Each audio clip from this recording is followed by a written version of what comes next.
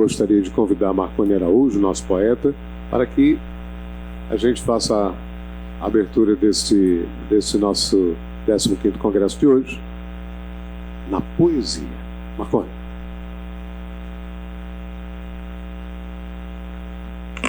Bom dia a todos.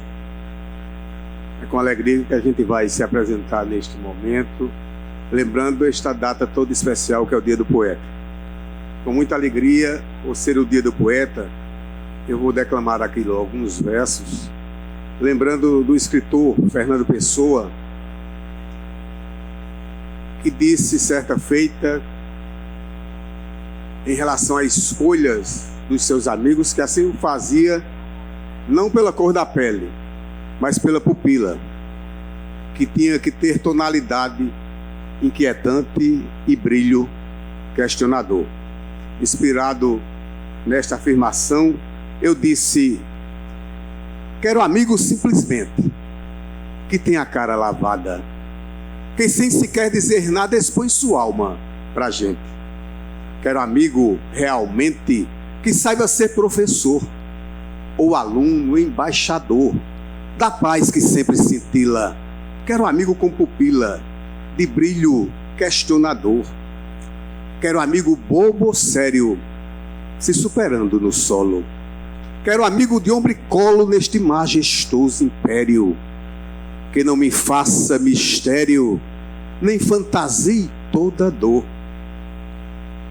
Quero amigo sonhador e desde já faço fila. Quero amigo com pupila de brilho questionador. Quero a metade bobeira e a outra seriedade. Quero amigo de verdade seguindo firme esta esteira, de riso fácil na feira e ao sentir-se sofredor, que supere toda dor, tamanho amor que perfila. Quero amigo com pupila de brilho questionador.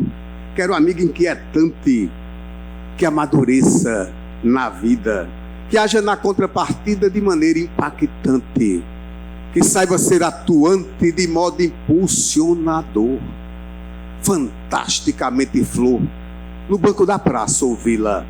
Quero amigo com pupila de brilho questionador. Quero amigo cativante que saiba o valor do vento, que aprecie o movimento de leveza exuberante, que abrace este céu vibrante sob as bênçãos do Senhor. Que olhar enriquecedor reflitam nesta apostila. Quero amigo com pupila de brilho questionador. Muito obrigado. Vamos agora ao tema do encontro em versos, a análise econômica do direito e licitações sustentáveis. Eu disse: começo a sentir saudade neste painel derradeiro de tanta reflexão que neste evento escudeiro fez com tanto envolvimento coro ao desenvolvimento sustentável verdadeiro. Mas outro tema certeiro para este congresso eleito provocará arguição para deixá-lo satisfeito ao instigar a reanálise de uma econômica análise do nosso douto direito, seguindo firme o preceito em diversas variáveis, há mais conceito instigante, perspectivas louváveis de acentuada lição que trará à discussão licitações sustentáveis. Muito obrigado.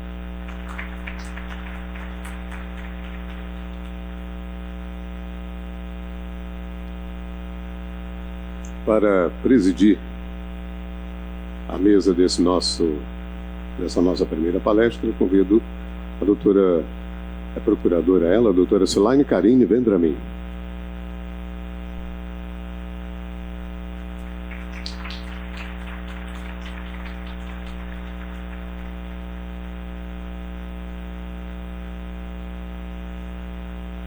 E convidamos o professor José Maurício Conti.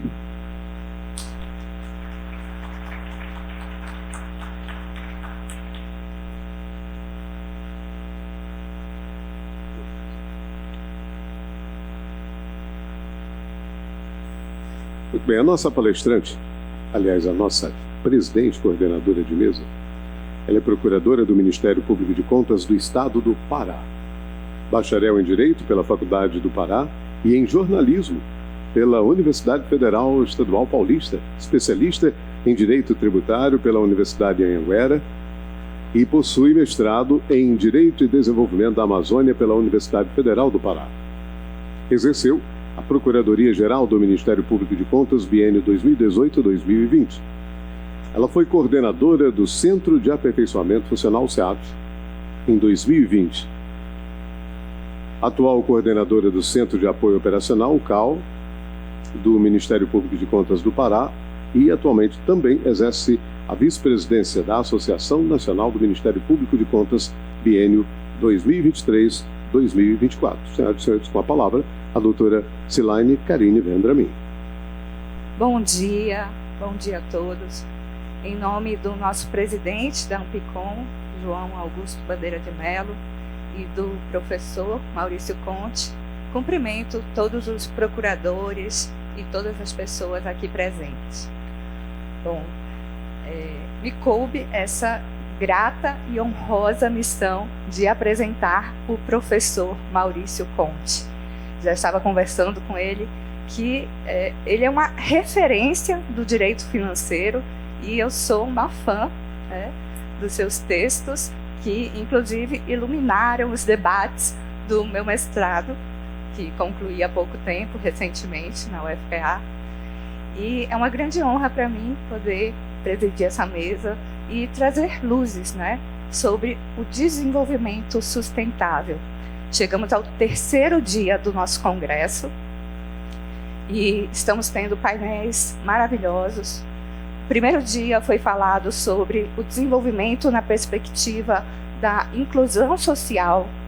No segundo dia, tivemos o desenvolvimento na perspectiva da acessibilidade, da igualdade de direitos, e também na perspectiva ambiental. Tivemos painel também sobre o desenvolvimento na perspectiva da educação, que propicia o desenvolvimento propriamente dito, a igualdade de direitos, enfim. E chegamos ao 3º dia e vamos falar sobre sobre o desenvolvimento na perspectiva financeira e fiscal do Estado. Como desenvolver sustentavelmente o Estado de uma forma onde os recursos sejam bem aplicados. A gente sabe que todos os direitos começam com o recurso. Temos que ter recursos para todas essas áreas. Para conseguirmos desenvolver a educação, precisamos de recurso, precisamos de uma aplicação com eficiência. Para conseguirmos reduzir as desigualdades sociais, precisamos de recurso. E como o Estado pode conseguir esses recursos, sabendo que as demandas são enormes e os recursos finitos? Já tivemos aí propostas de reforma tributária, reforma administrativa. Reforma tributária está aí na crista da onda, E de que forma podemos evoluir? De que forma o Brasil pode desenvolver-se sustentavelmente, financeiramente? É um grande desafio e estamos aqui para escutar o professor Conte, que é uma referência. Então, passo a palavra para você, professor. Muito obrigado a todos. Fico extremamente lisonjeado aí, é um exagero aí da parte sua, de vocês todos com relação a isso.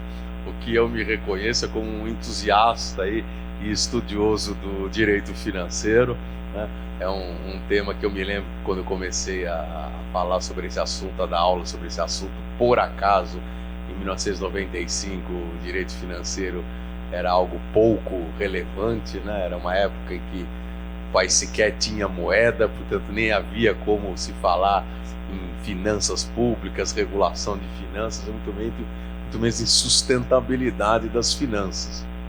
E aí tive a oportunidade nessa carreira acadêmica e docente de acompanhar toda essa evolução e ver chegar no que é hoje, né?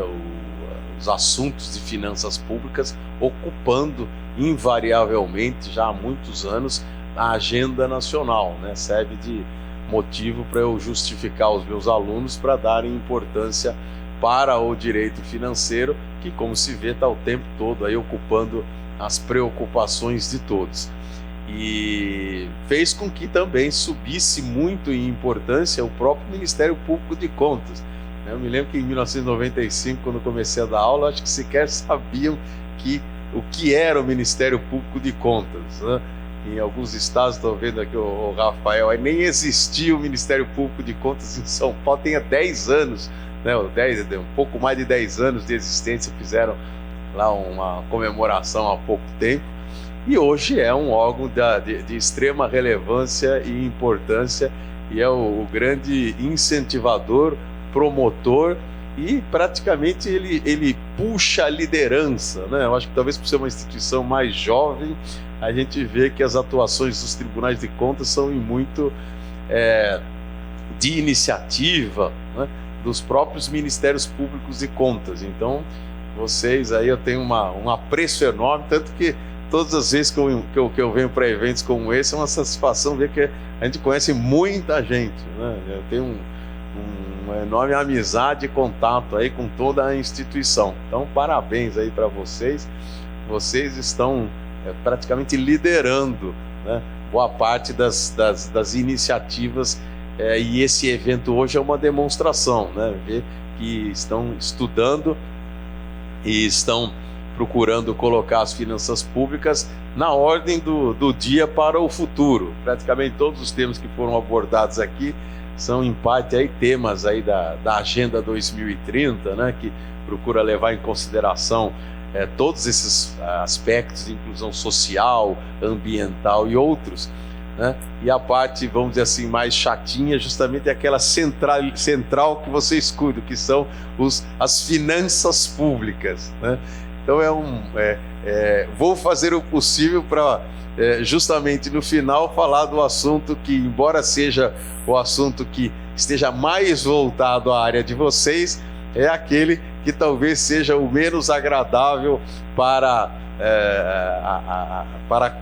que todos ouçam, né? As pessoas sempre têm mais apreço aí por querer ouvir de falar de inclusão, né, de sustentabilidade ambiental e outros temas.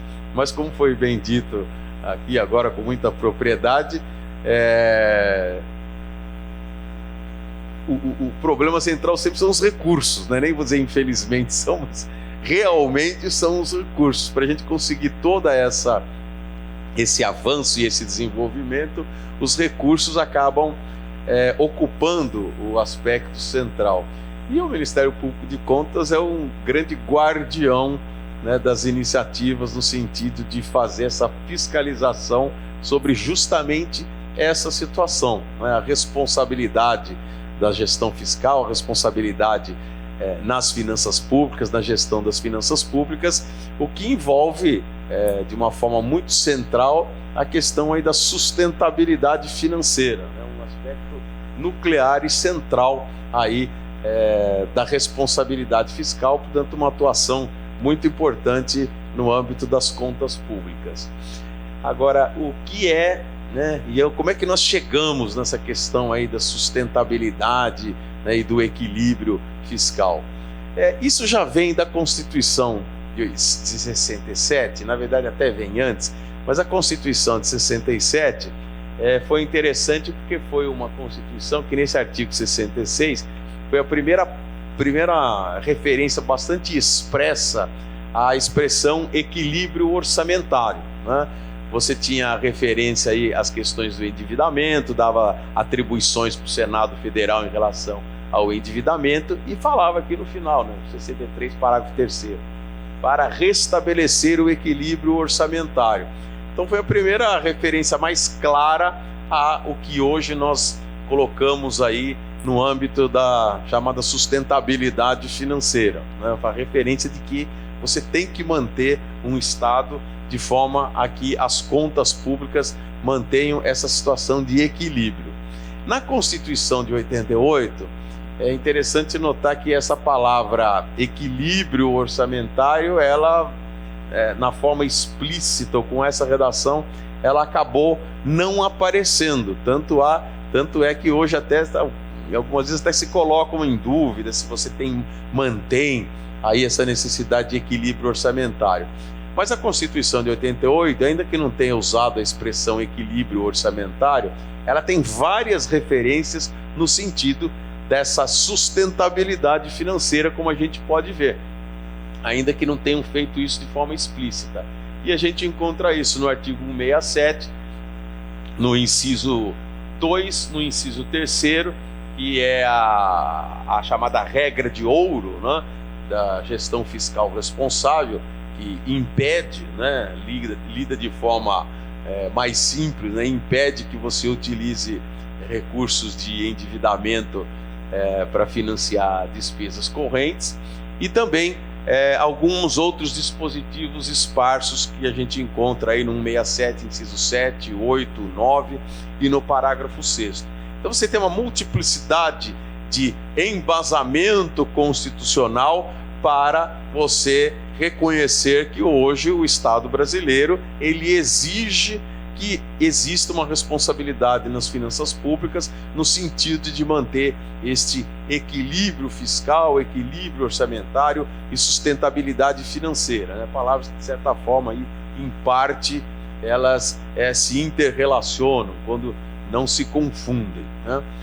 Na Constituição de 88, mais recentemente, nós começamos a ver a referência mais explícita à questão da sustentabilidade financeira no aspecto do endividamento público. Foi na emenda 109 de 2021, em que foi incluída a redação de que a lei de responsabilidade fiscal, né, ou a lei complementar que vai dispor sobre as finanças públicas, tem que dispor sobre sustentabilidade da dívida. E aí fazendo referência aí a alguns itens, né, indicadores de sua apuração, níveis de compatibilidade dos resultados fiscais com a trajetória da dívida, trajetória de convergência do montante da dívida com os limites definidos na legislação, medidas de ajuste, suspensões, vedações, planejamento de alienação de ativos com vistas à redução do montante da dívida. Então foi uma redação bastante recente e extremamente explícita no sentido de não só exigir a observância da sustentabilidade da dívida, como até especificar em que pontos isso deve ser observado. Então mostra que, de uma forma bastante clara, hoje nós temos aí base constitucional para mostrar que o Estado brasileiro exige que se mantenha dívida sustentável, né? Que o Estado tenha aí uma sustentabilidade financeira no aspecto do endividamento público. Já antes dessa emenda 109 de 2021, com a própria lei de responsabilidade fiscal, nós vimos que lá em 2000, o artigo 1º da lei de responsabilidade fiscal, que estabelece as funções, os motivos e os princípios, né, os pilares da lei de responsabilidade fiscal, colocando a expressão equilíbrio das contas públicas, né, o que estava lá no texto de 67 desapareceu, ficou colocado de forma indireta, acabou voltando de forma explícita por ocasião da lei de responsabilidade fiscal. De modo que praticamente hoje já não dá para ter mais nenhuma dúvida de que falta qualquer tipo de respaldo legal, né, de base normativa para a questão do equilíbrio das contas públicas.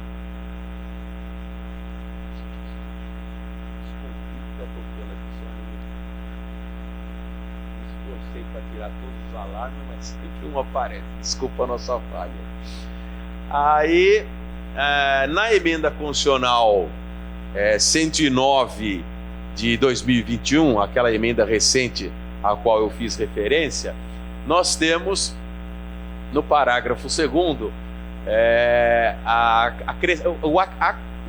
o acréscimo, né, do artigo 165, parágrafo 2º, que estabelece as funções da lei de diretrizes orçamentárias, o acréscimo de uma expressão, né? Ou seja, introduziu como mais uma das funções da Lei de Diretrizes Orçamentárias a estabelecer as diretrizes da política fiscal e respectivas metas em consonância com a trajetória sustentável da dívida pública. Então, isso não era a redação original das funções da Lei de Diretrizes Orçamentárias. Nós tínhamos, e já estava a Lei de Diretrizes Orçamentárias exercendo uma função bastante relevante em termos de controle da dívida pública, de direcionamento e limitação da dívida pública, ao estabelecer o anexo de metas fiscais, que passou a ter já há mais de década a importância de ser o grande balizador e controle de como vai ser conduzido o endividamento público.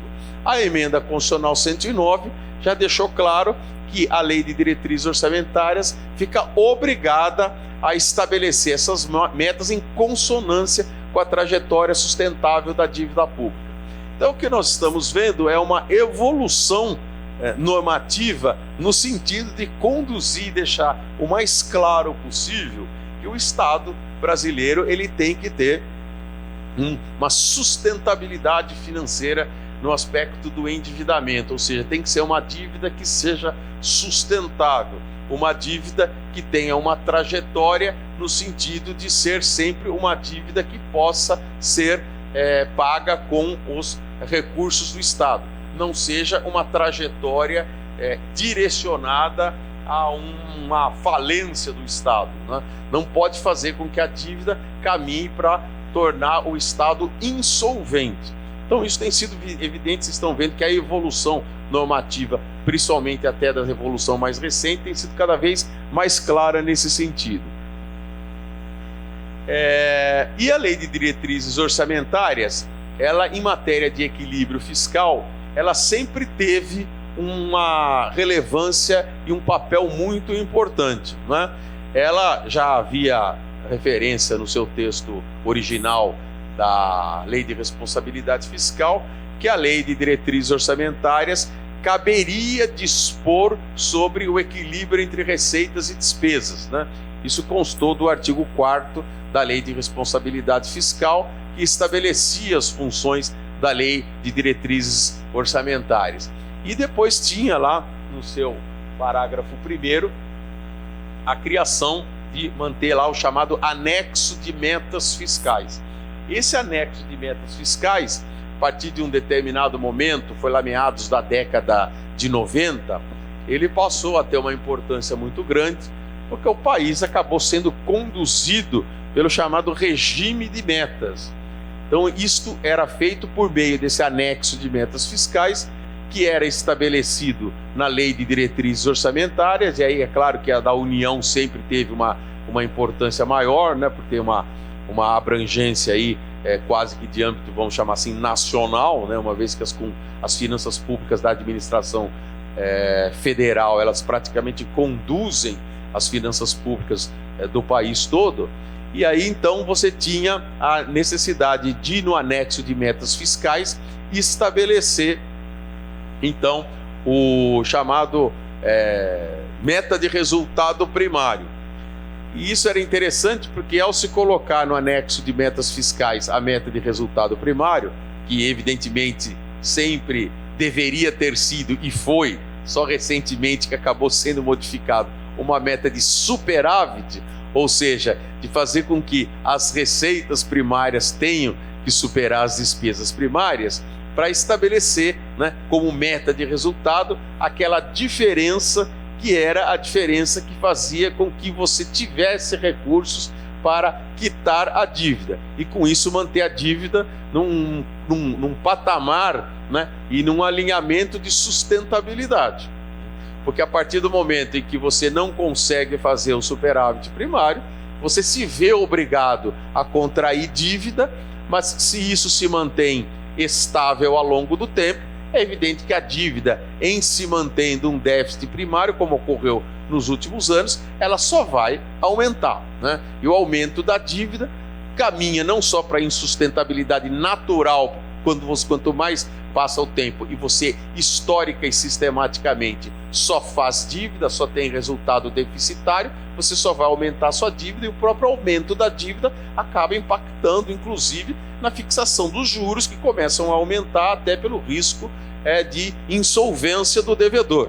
Então veja que essa questão do endividamento, ela é muito sensível, né? Porque ou você mantém uma trajetória sustentável, portanto, vamos chamar assim de saudável das finanças públicas, ou se você fizer o inverso, você caminha para uma situação de insolvência que é crescente, porque quanto mais está indicando que se está caminhando para uma insolvência, mais você se joga em direção à insolvência, porque aumentam os juros e mais você tem dificuldade de conseguir voltar a uma situação de solvência. Então é algo extremamente ruim para as finanças públicas se você não manter uma trajetória de sustentabilidade financeira da dívida.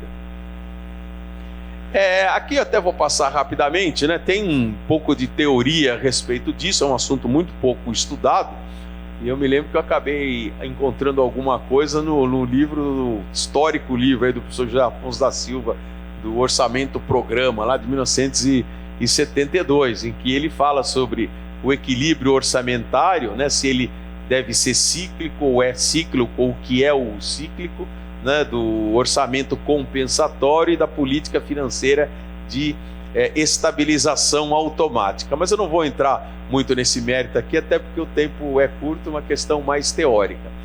Mas nós vemos que hoje, uma das questões que se discutiu muito, e talvez ainda seja um problema a ser enfrentado, é que a nossa lei de responsabilidade fiscal, ela estabeleceu regras que são muito focadas no chamado equilíbrio orçamentário anual. Porque embora você tenha mecanismos da lei de responsabilidade fiscal, e eles existem para prever que se houver um déficit, você entra em situações que obrigam a corrigir, mas ela, em tese, ela privilegia, né, ou ela exige um equilíbrio anual, ou seja, o orçamento tem que ser feito de forma que a cada ano ele se mantenha estável e em situação de equilíbrio ou com superávit. Mas o que se fala muito, e é uma ideia que se divulga também, é que o relevante é se manter o equilíbrio no médio e longo prazo, que não precisaria se preocupar tanto no equilíbrio anual, porque muitas vezes o país entra em situações que exigem uma alteração dessa situação e que podem fazer necessário eventual desequilíbrio, desde que seja temporário. E nós até acabamos tendo um exemplo disso recentemente, nesses anos de pandemia, em que a manutenção rigorosa de um equilíbrio orçamentário anual ia criar situações muito difíceis sob o ponto de vista social.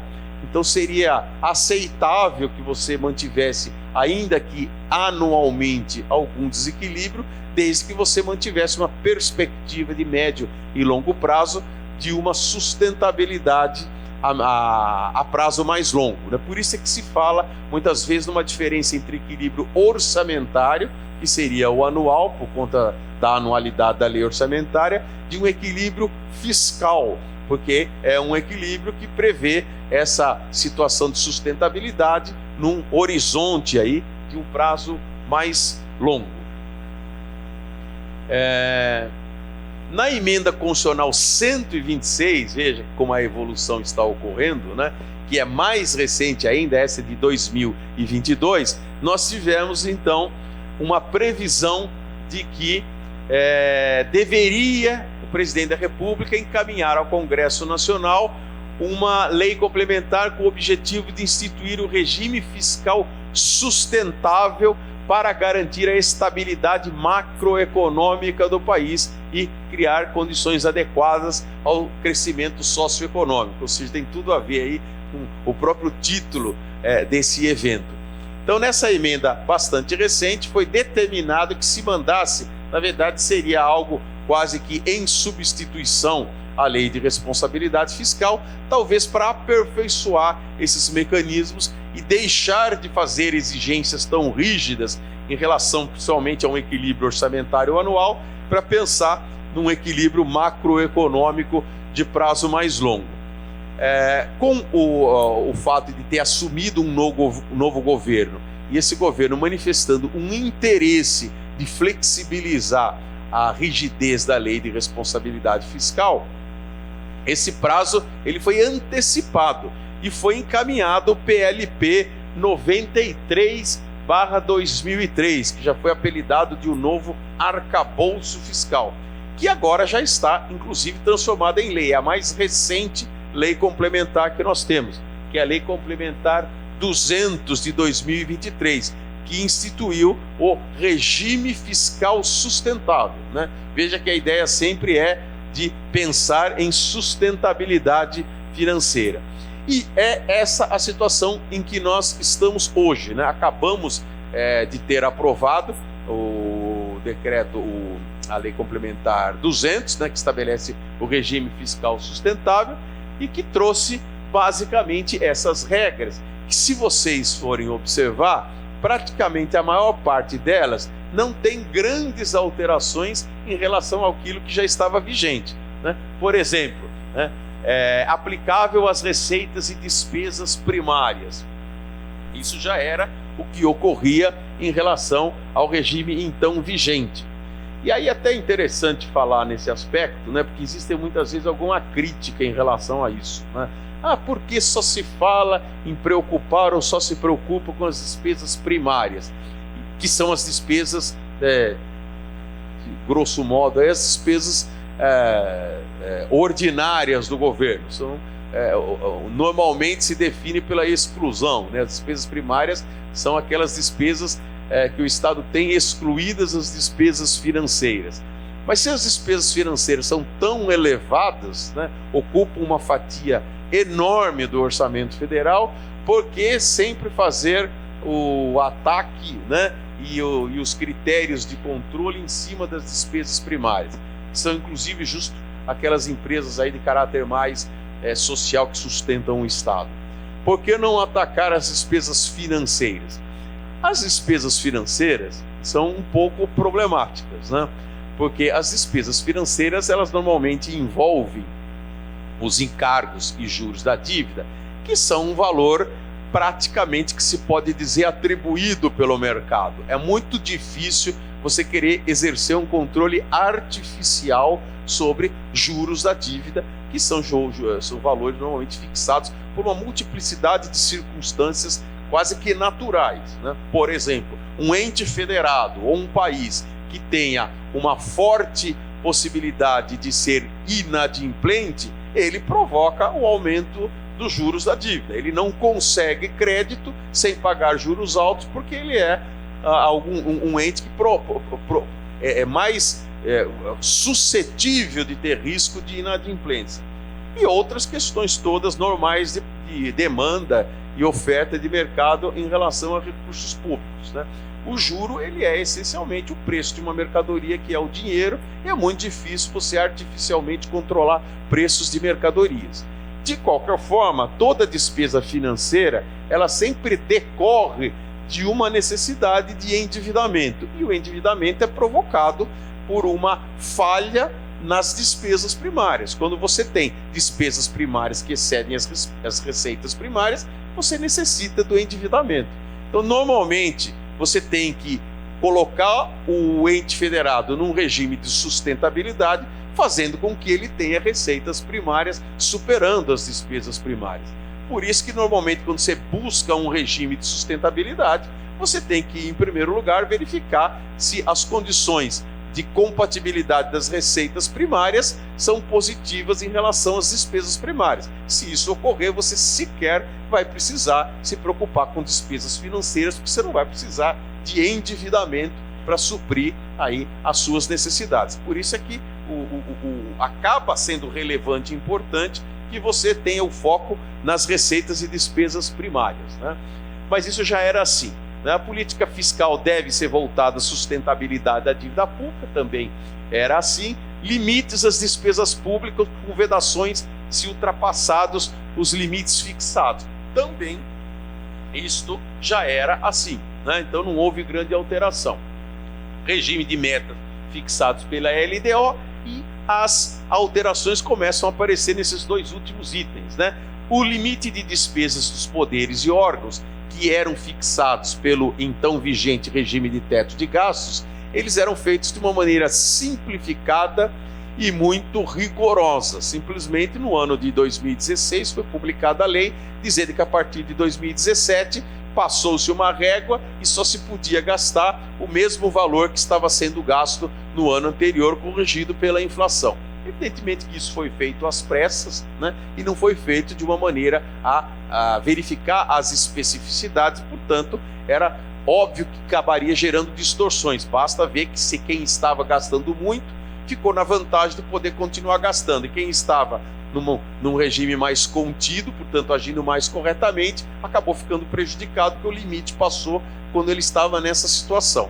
E ainda por cima estabeleceu isso por 20 anos. Hoje em dia não há a menor possibilidade de você conseguir conduzir algo ou prever o que vai ocorrer daqui a 20 anos. Então era natural que fosse prevista alguma alteração, que já tirava um pouco a credibilidade do regime de teto de gastos, e agora foi então substituído por esse outro regime, que tentou fazer o que seria em tese mais correto, que é não levar em conta essa rigidez muito dura, no sentido de até imprecisa, de estabelecer que cada um só pode gastar o que estava gastando, porque supondo que o país cresça e nós tenhamos mais folga orçamentária, o regime de teto de gastos obrigava a manter os gastos naquele padrão. E agora estabeleceram que se houver esse crescimento, se houver condições, você pode flexibilizar e poderia então, abrindo válvulas, abrindo meios de você aumentar o gasto público, desde que seja em regime sustentável, ou seja, desde que exista compatibilidade fiscal. E para fazer isso também veio também um detalhe de reduzir um pouquinho e flexibilizar um pouquinho do regime sancionatório, tirando algumas punições rigorosas, por exemplo, para o cumprimento do regime de metas.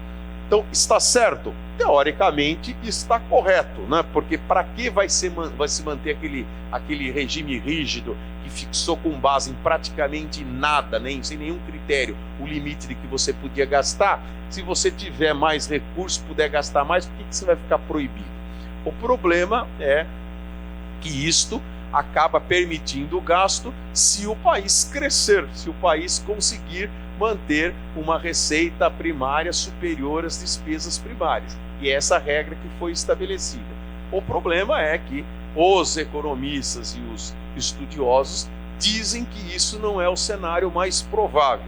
E aí o que se teme é que se utilizem essas regras, né, ou que se flexibilize a contabilidade e também se aproveite da flexibilização do regime sancionatório para, mesmo que não haja esse crescimento, se consiga ter introduzido algo que facilite o gasto, e aí você vai ter uma facilitação de gasto, porque a regra ficou menos clara, né? Antigamente era fácil, estava gastando tanto, a inflação foi tanto, o limite é esse e não pode passar disso. Agora não, depende, né? Se houver um crescimento da receita primária e isso permitir, dentro das bandas que foram fixadas de 0,5 a 2 ponto qualquer coisa, dentro desse cálculo nós podemos fazer um aumento, aí você começa a dar margem de que algum tipo de ajuste nesses valores acabem permitindo que você autorize um gasto e não fique sujeito às regras mais rígidas que estavam vigentes, e com isso, eventualmente, você provocar ou voltar a ter um regime fiscal insustentável. De modo que o que nós temos hoje é um regime vigente que, em sendo cumprido, teoricamente, está correto. O grande problema nós vamos ver só durante a execução. Vamos ver se esse regime que foi feito vai ser cumprido com rigor, que não causaria nenhum problema, até facilitaria algum crescimento e algum desenvolvimento, ou se isto não vai ocorrer e vão acabar usando a parte menos nobre, que seria da flexibilização do regime sancionatório. Então, eu coloquei aqui algumas indicações bibliográficas de uma maneira muito pouco modesta, só tem livros meus, mas é porque são livros que eu utilizei e é claro que um monte de gente falou sobre isso melhor que eu, mas eu fui fiel à fonte, né? Só consegui ter tempo de se basear naquilo que eu mesmo já havia escrito. mas vocês podem aumentar essas fontes com base nesses textos que eu mencionei, que tem a ver com o assunto, que são de acesso gratuito, não é? Portanto, não estou nem fazendo propaganda, só fazendo propaganda de mim, mas não vou ganhar nada com isso. Já ajuda um pouco a ter um pouquinho melhor de fontes a respeito. De qualquer forma, sobre esses tópicos mais recentes, esses livros, 2 deles, são conjuntos de colunas que eu tenho publicado. O Levando Direito Financeiro a Sério é na época em que eu publicava no Conjur. E o Luta pelo Direito Financeiro eu tenho publicado mensalmente no Jota. Essas referências mais recentes, elas não estão no livro, porque o livro foi feito com as colunas publicadas até o ano passado. Se vocês acessarem as colunas mais recentes, é a seção coluna fiscal do Jota, tem várias referentes ao arcabouço fiscal, acho que pelo menos 2, reforma tributária e essas alterações mais recentes, né? Elas estão aí em colunas que vocês teriam que buscar especificamente. Então acho que eu estou acreditando que eu já passei um pouquinho do tempo, mas espero que não tenha passado muito. Obrigado a todos, fico à disposição aí nas formas de contato várias, aí tem as minhas redes sociais todas, que eu sou obrigado a abrir por conta do contato com a juventude que a gente tem como professor, mas cada vez que abre alguma nova, eu vou lá e me inscrevo também. Essas são as mais conhecidas, mas tem outras também. Obrigado, pessoal. Desculpa ter tomado o seu tempo. Espero ter sido útil aí. Obrigado.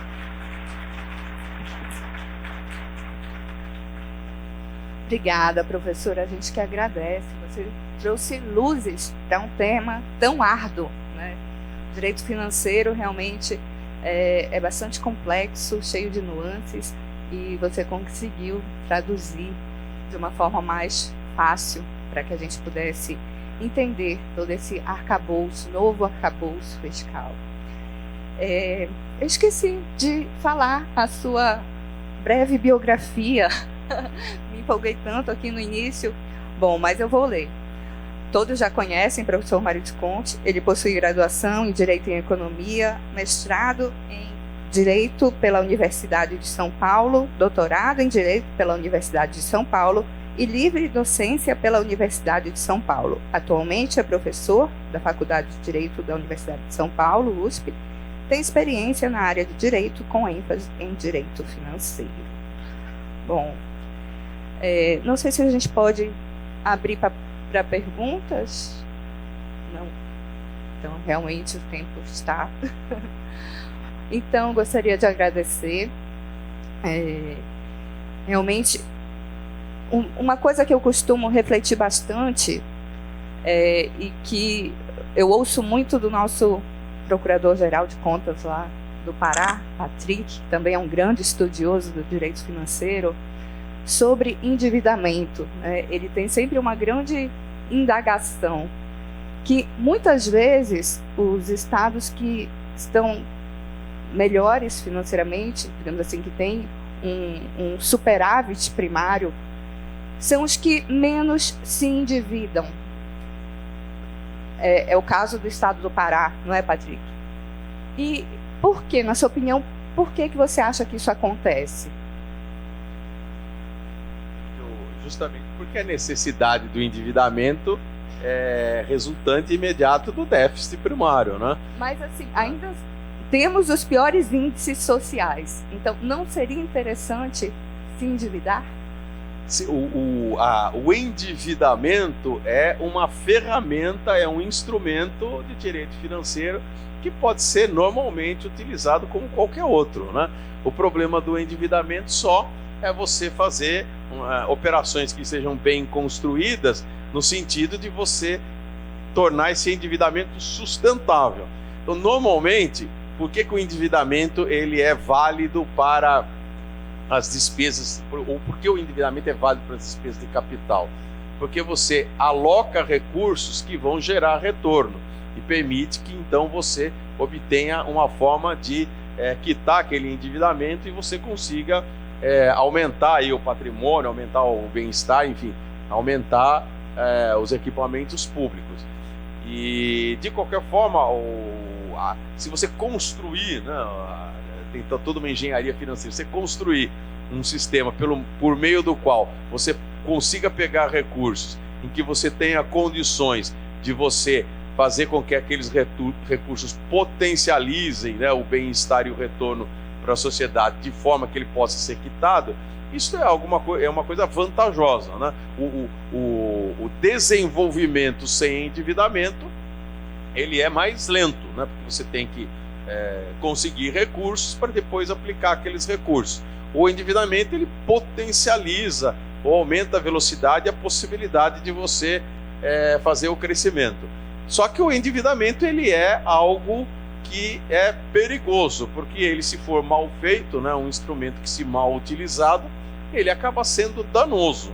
Uma vez que você se endivida e aquele endividamento é mal construído e ele acaba gerando renegociações, etc., você gera um custo para a sociedade, que é um custo absolutamente sem contrapartida, né? Pagamento de juros, por exemplo, é uma despesa que não tem nenhum benefício social.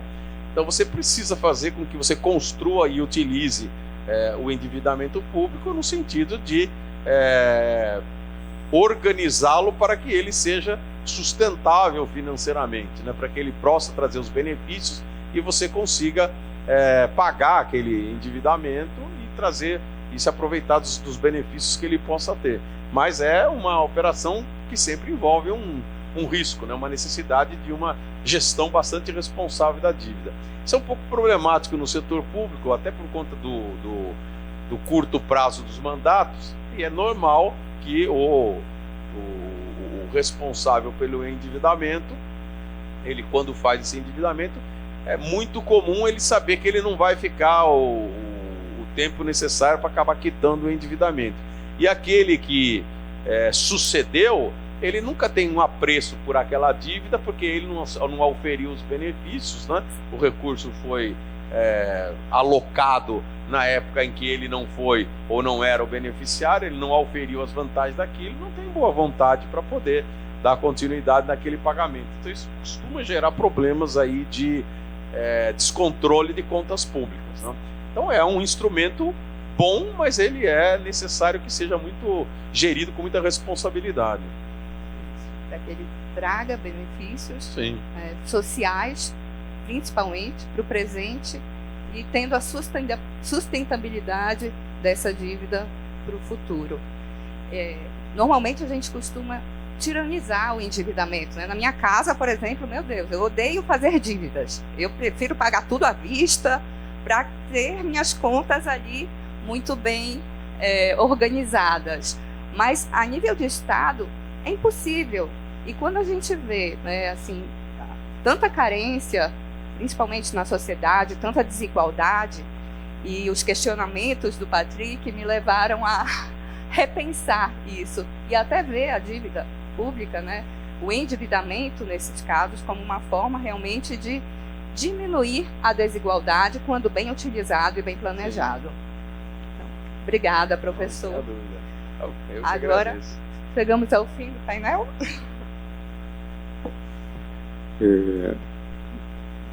A doutora Cilaine vai fazer a entrega do certificado ao doutor José Maurício. Mas antes eu gostaria de convidar aqui ao palco a doutora Isabela Barbosa Marinho Falcão para fazer a entrega desse certificado à nossa presidente de mesa, a doutora Cilaine.